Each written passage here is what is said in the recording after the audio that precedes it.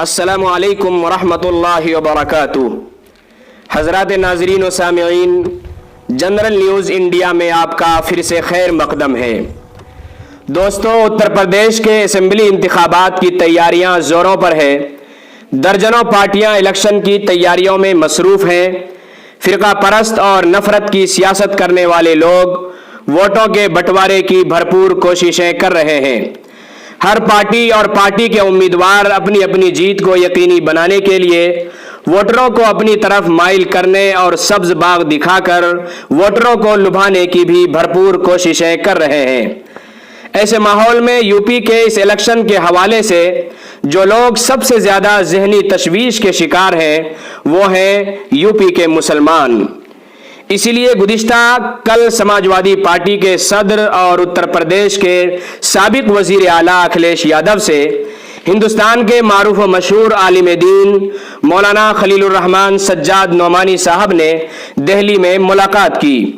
اتر پردیش کے اس انتخابات کے سلسلے میں تقریباً 1 گھنٹے کی طویل ملاقات اور بات چیت ہوئی۔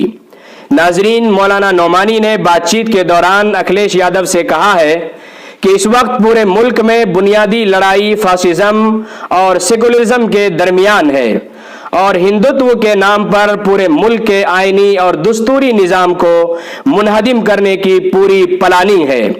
نیز اتر پردیش سنگھ پریوار کا سب سے بڑا گڑھ بنتا جا رہا ہے اور دلتوں اور مسلمانوں کے حقوق سلب کرنے کے لیے فرقہ پرست پارٹیاں پوری قوت کے ساتھ میدان میں سرگرم ہیں۔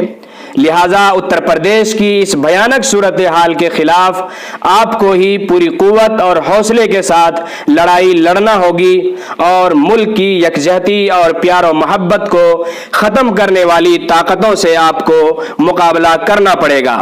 ناظرین، میں آپ کو بتاتا چلوں کہ ان تمام باتوں کو بغور سننے کے بعد سابق وزیر اعلیٰ اکھلیش یادو نے کہا ہے کہ ہم پوری قوت کے ساتھ فرقہ پرستی، سنگھ کی سوچ اور نفرت کے خلاف مضبوطی کے ساتھ لڑائی لڑیں گے اور آئندہ الیکشن میں ہم سبھی ذات و طبقات کے لوگوں کو ساتھ لے کر چلیں گے۔